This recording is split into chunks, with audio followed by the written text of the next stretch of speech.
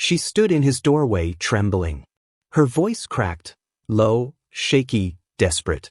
"Say that again, while you look at me," she whispered, her eyes not leaving his. Cole's heart slammed in his chest. The room was quiet except for the sound of rain sliding down the siding. He hadn't planned to ever say it again, not out loud, not where she could hear him. But now she was here. At midnight. Asking for the truth he'd tried so hard to bury. Before we begin, please like, subscribe and tell me in the comments. Where you watching from?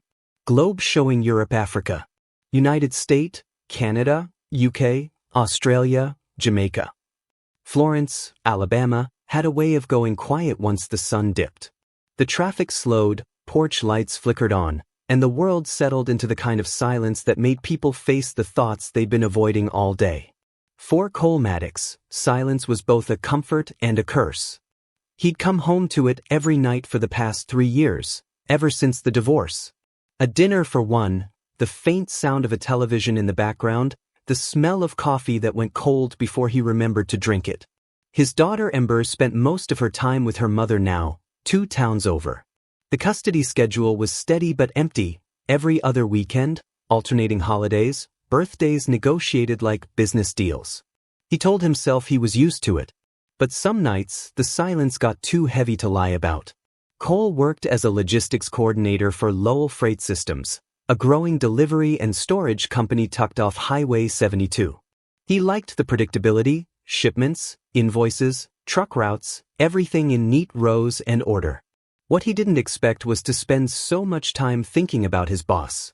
Harper Lowell wasn't like the kind of women he'd known before. She was composed, sharp, and calm under pressure. The kind of woman who looked like she'd never once raised her voice in public. Early 40s, maybe late 30s, hard to tell with how she carried herself. Elegant but not in a distant way. She had that quiet authority that made people straighten up when she walked into a room. Cole respected her, more than he should have. Maybe a little more than respect allowed. It started small. A glance here, a laugh there.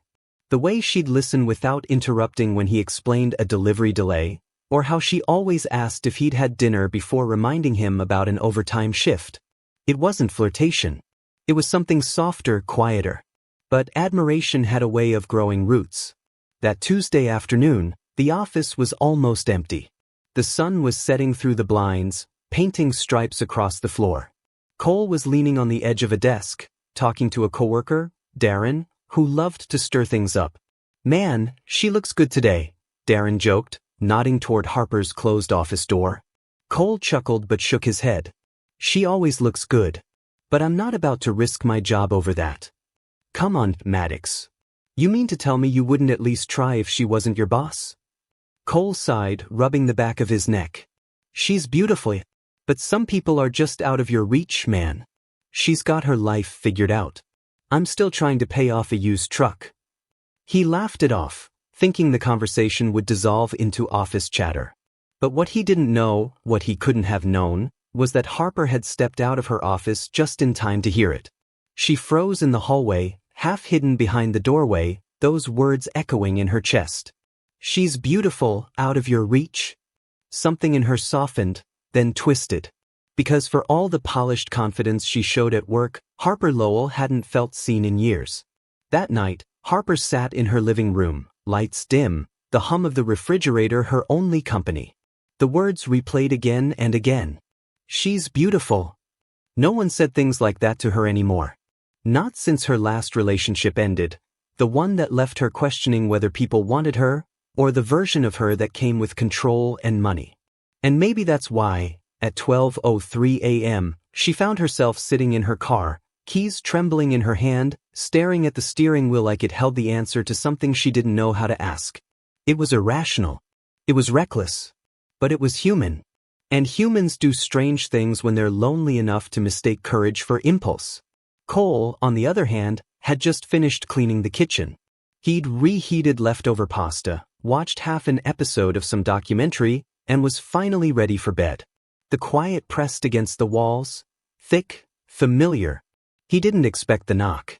3 soft taps. Hesitant. Like whoever stood on the other side wasn't sure if they should be there. He frowned, checked the time, 12:09 a.m., and walked slowly to the door. Through the peephole he saw headlights fading down the street, and Harper Lowell, standing on his porch in a gray sweater, her hair loose, eyes uncertain. If you've ever wanted someone to just show up, to care enough to break their own rules, then you'll understand what happens next. Some people watch love stories. Others live them in moments like this. If you're still here, maybe you believe in those moments too. Cole opened the door, startled, heart pounding harder than it should. "Harper," he said, her name coming out more like a question than a greeting. She didn't answer right away. Just stood there, the midnight air curling around her, her eyes searching his face for something she couldn't explain. That's when he realized whatever had brought her here wasn't about work. And whatever happened next wasn't going to be ordinary. Cole Maddox didn't move at first. He simply stood there, one hand still resting on the doorknob, trying to piece together how his boss, had ended up on his porch after midnight. The porch light painted a soft halo around Harper Lowell, catching the loose strands of hair that framed her face. Her gray sweater looked too light for the chill in the air. She wasn't carrying a purse, only her keys. That small detail unsettled him. People who planned to visit brought something. People who didn't showed up like this. "Harper," he said again, quieter now. "Everything all right?" She nodded once, though her eyes told another story.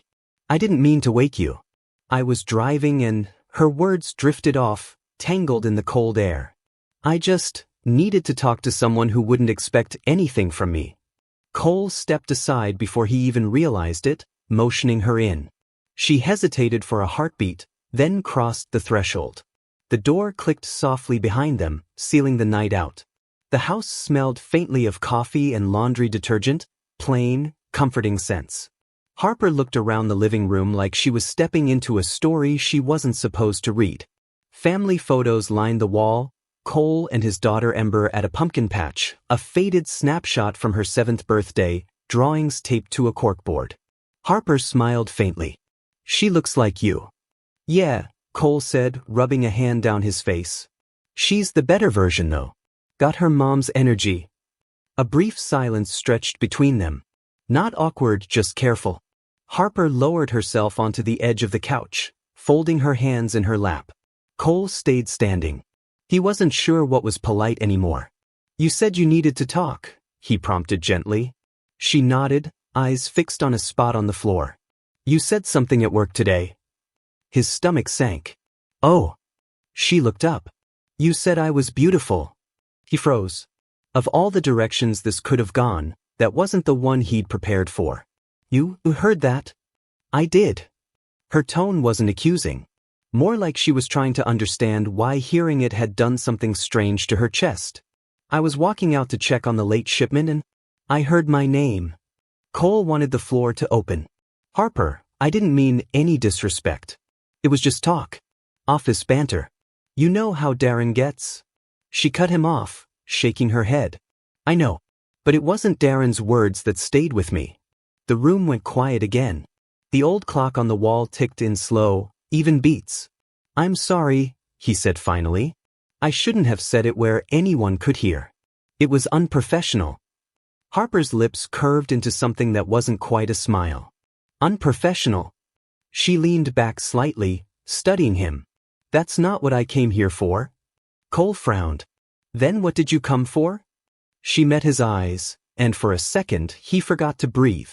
There was something raw there, loneliness, curiosity, maybe both. "I wanted to know if you meant it." His throat went dry. "If I meant?" "That I'm beautiful." He let out a shaky breath, running a hand through his hair. "Harper, this is..."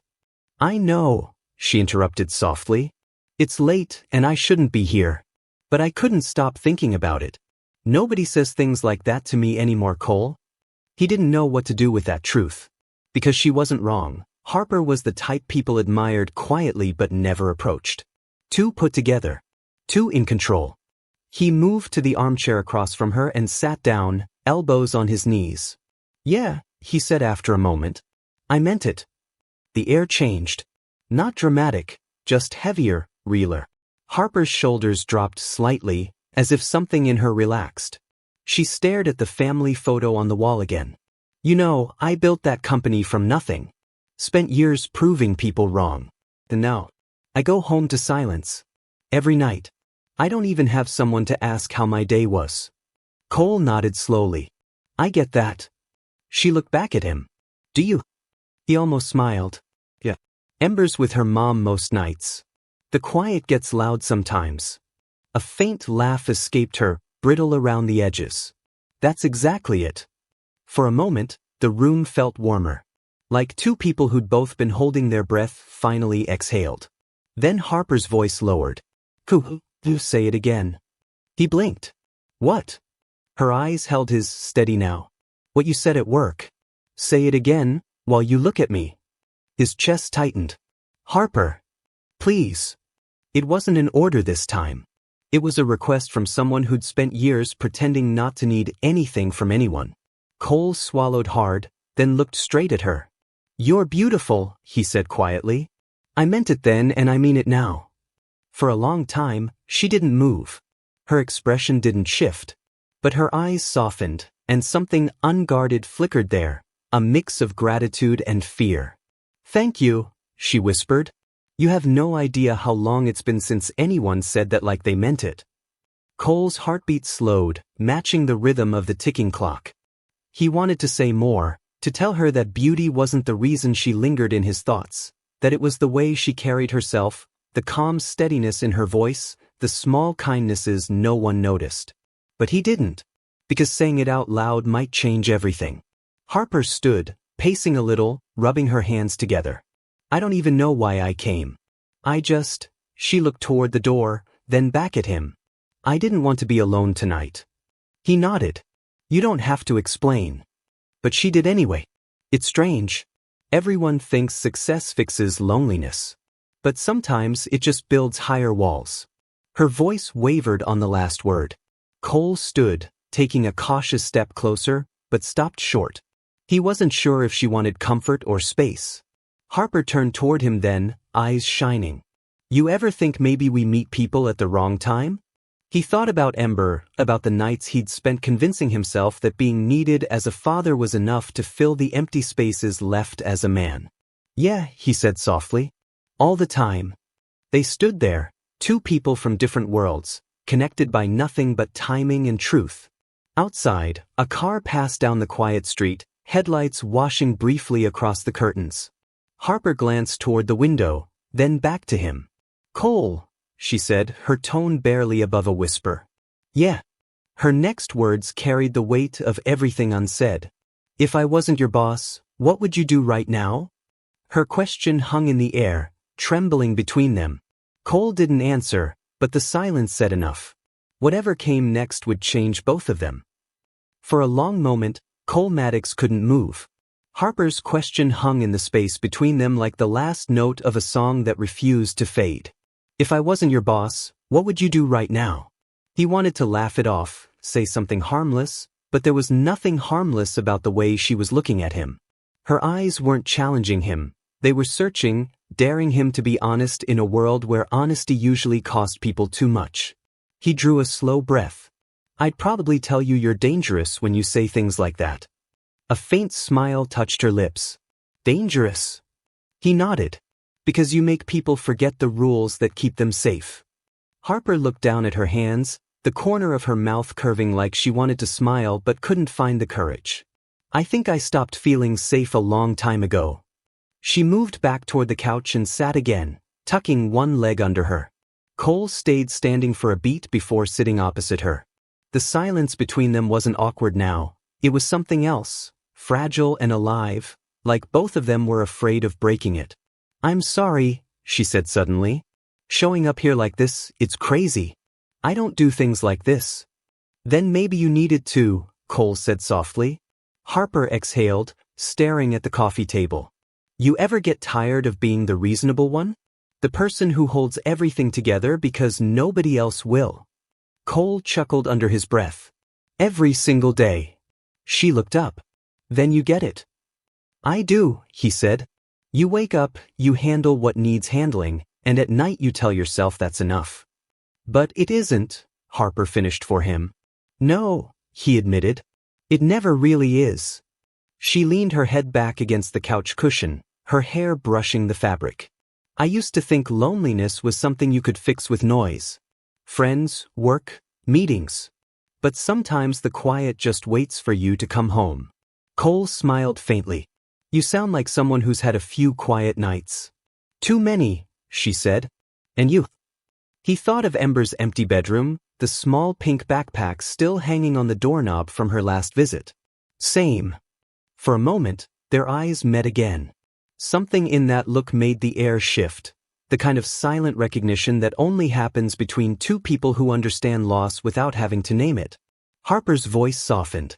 What happened with you and Ember's mom? Cole hesitated, then shrugged lightly. We married young. We were good parents, bad partners. She's happier now, and I think I'm learning how to be okay with that. You miss your daughter. Every day, he said simply. Harper nodded, her expression tender. You're a good father. He almost laughed. Some days I feel like one. Most days I'm just trying.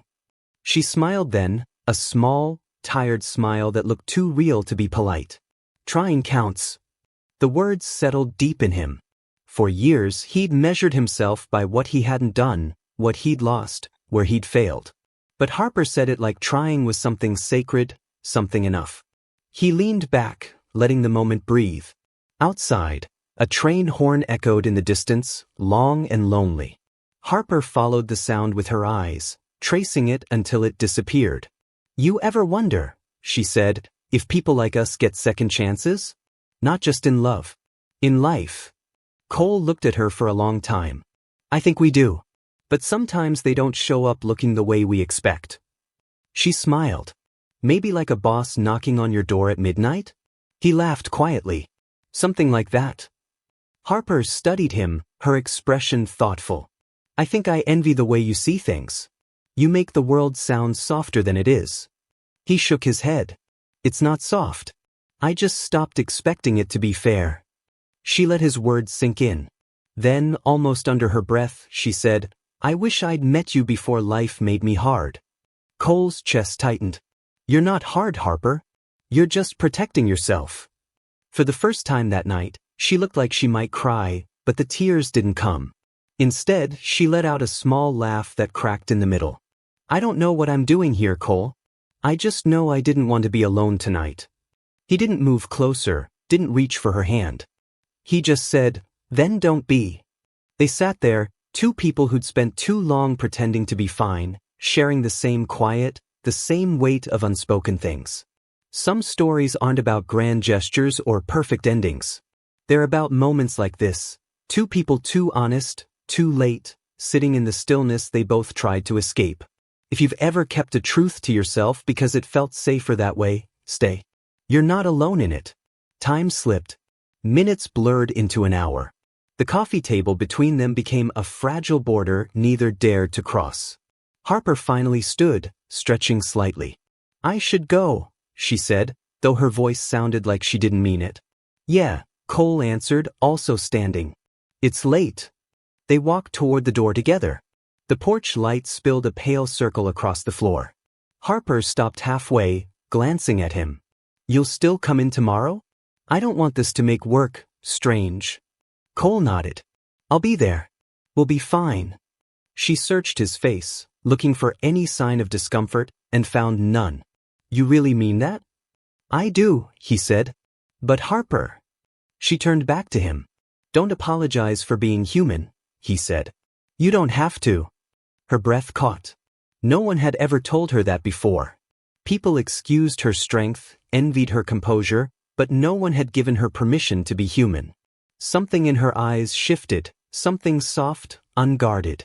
She stepped closer, close enough for him to smell the faint trace of her perfume, something floral and clean.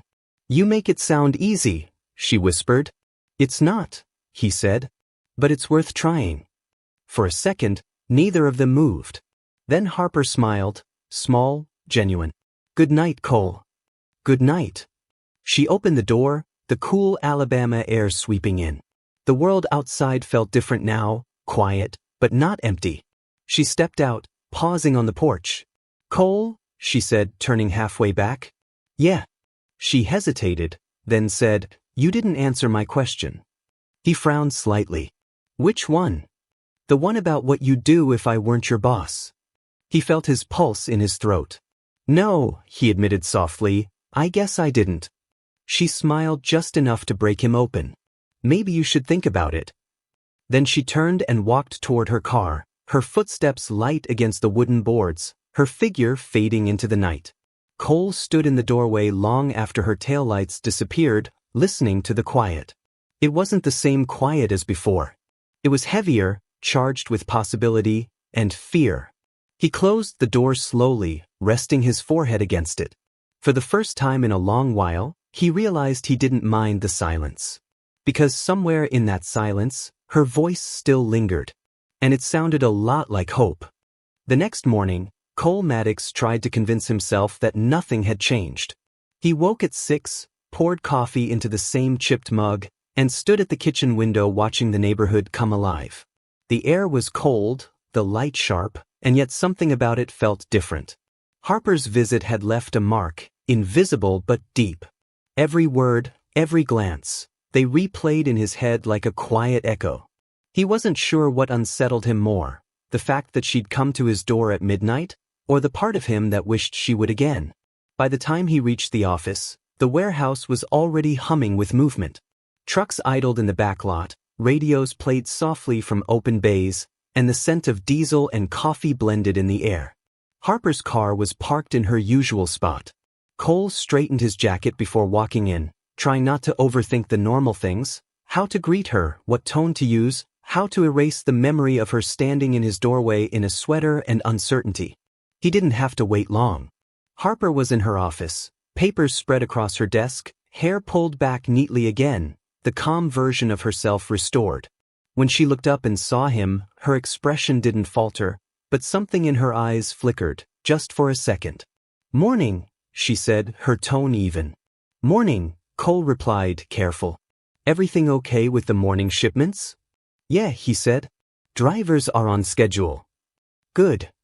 She looked back down at the papers, and for a moment, it was as if the night before hadn't happened. Professional, clean, distance restored. But that illusion didn't last. As Cole turned to leave, Harper spoke again, quieter now. Thank you, for last night. He froze. You don't have to. I know, she interrupted softly. But I wanted to. He nodded once, gave a small smile, and walked out before his heart could complicate the moment. By late afternoon, the Alabama sun had dipped low, throwing long shadows across the parking lot. Harper had spent the entire day working harder than usual, meetings, calls, numbers, but her mind kept drifting. To the porch light. To the sound of his voice saying you're beautiful. To how her heart had steadied when he didn't ask for anything in return. She'd spent years building a fortress out of her independence. Now, one late-night conversation had started to crack it. Around 5, she decided to leave early. She told herself it was just exhaustion. But halfway home, the thought of sitting alone in her quiet house felt unbearable.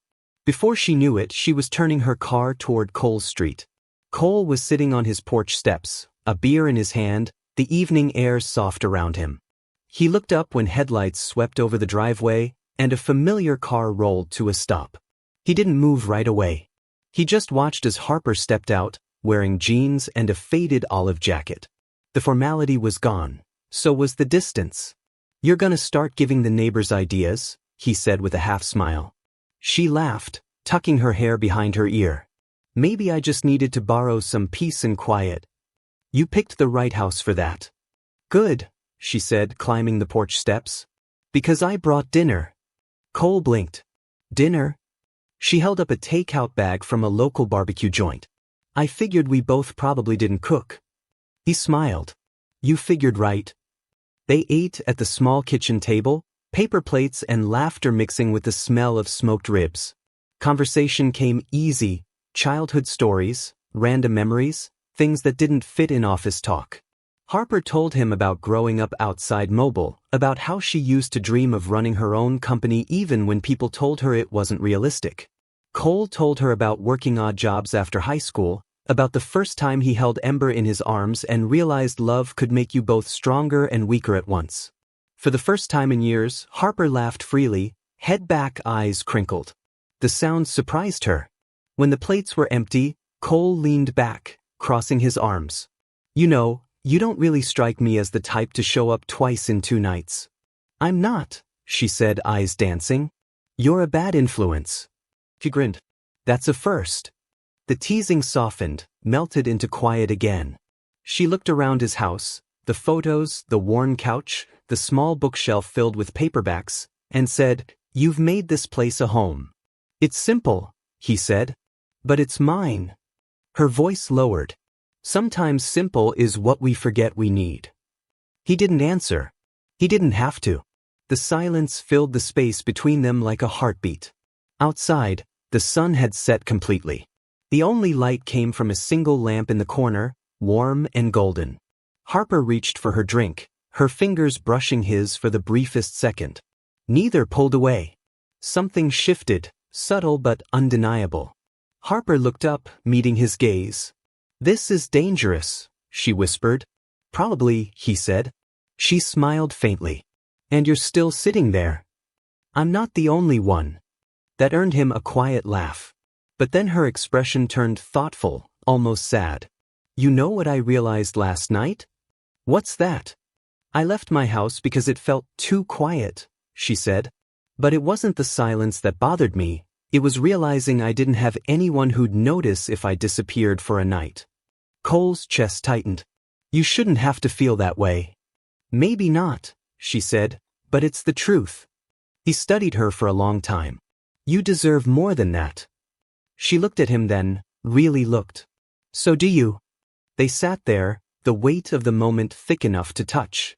Then, without meaning to, Harper reached across the table and brushed her fingers against his wrist. The contact was small, but it sent a tremor through both of them. Her hand lingered a second too long before she pulled back. I shouldn't have done that. He shook his head. You didn't do anything wrong. Her voice dropped to a whisper. That's what makes it dangerous. Cole stood, collecting the plates just to give his hands something to do. When he turned back, she was standing too, close enough for him to smell the faint scent of her perfume again. I don't know what this is, she said softly.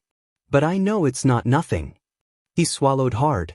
No, he agreed. It's not nothing. For a moment, it felt like the air itself stopped moving.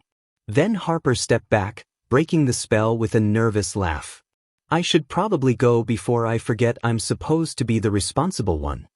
Harper, he started, but she cut him off with a glance that stopped him cold. Don't, she said gently. If you say anything right now, I might not leave. He didn't speak. She picked up her keys, her movements slow, reluctant.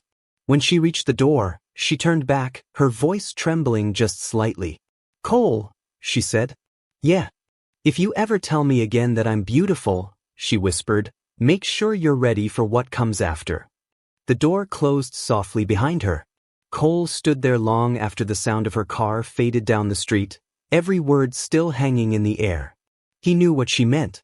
He also knew that the next time she knocked, it wouldn't be for conversation.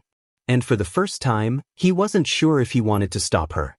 When dawn came, Florence felt heavier than usual, that gray Alabama stillness that always shows up before the world remembers how to move. Cole Maddox hadn't slept. Not really. He'd laid on the couch for hours, staring at the ceiling, replaying Harper's words in his head like they were written on repeat. If you ever tell me again that I'm beautiful, make sure you're ready for what comes after. He'd heard a lot of things in his life.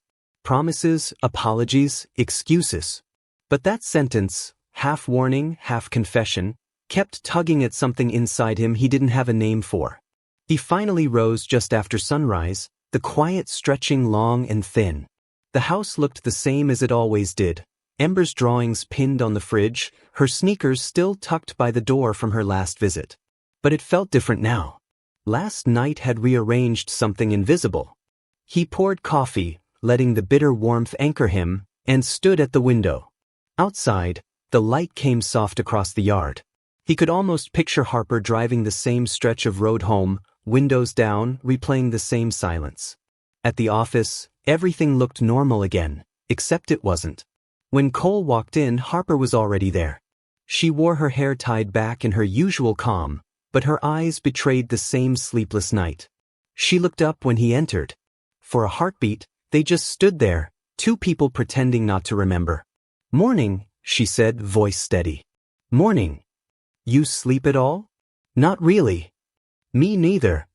It was the kind of small talk that carried too much meaning.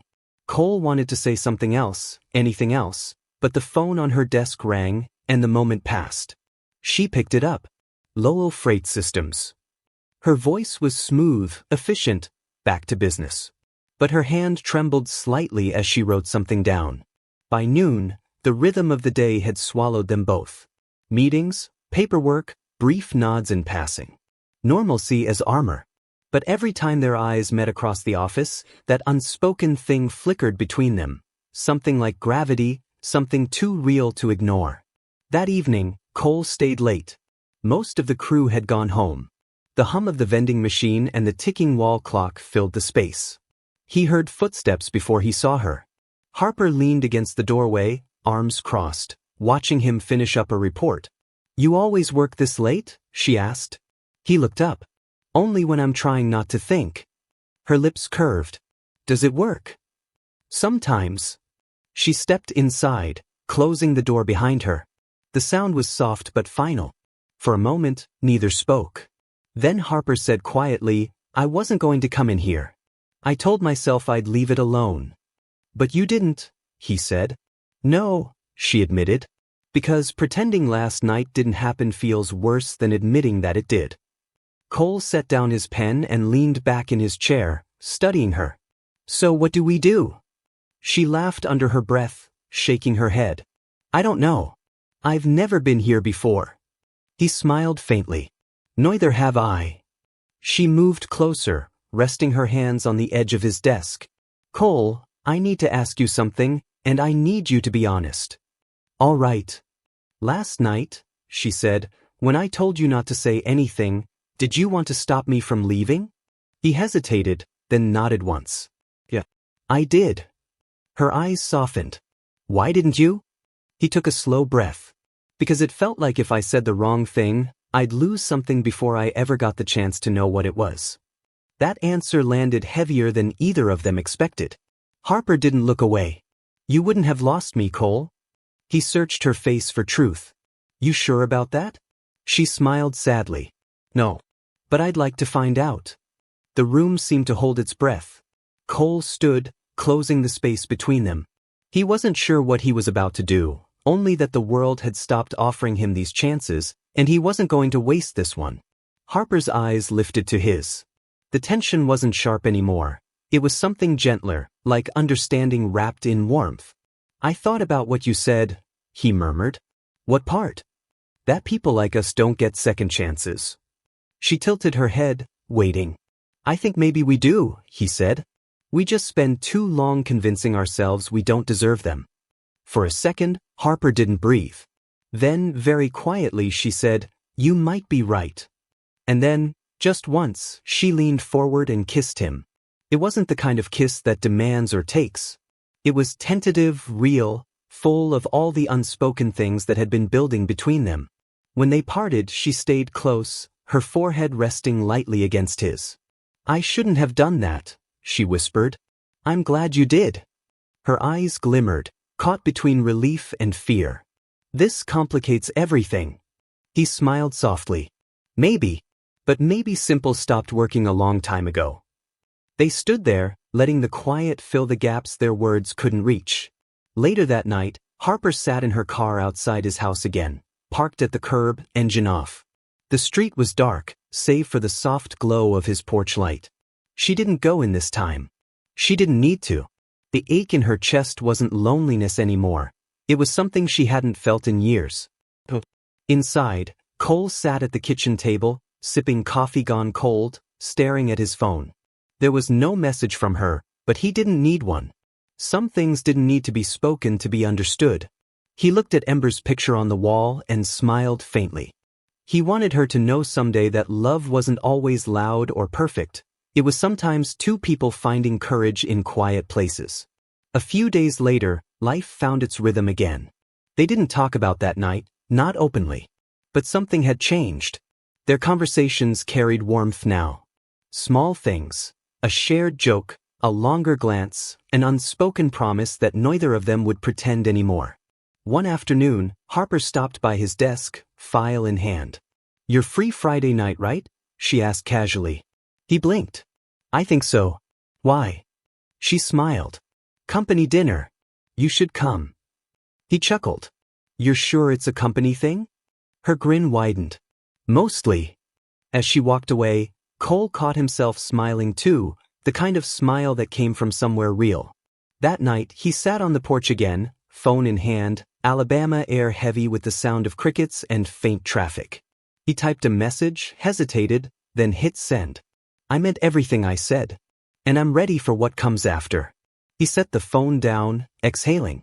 Moments later, a reply came. "So am I." Some love stories don't start with fireworks. They begin with a knock at midnight, a truth overheard, a risk taken when both people are tired of pretending they're fine. Maybe that's how love finds us, not in grand moments, but in small ones that ask, "Are you ready for what comes after?"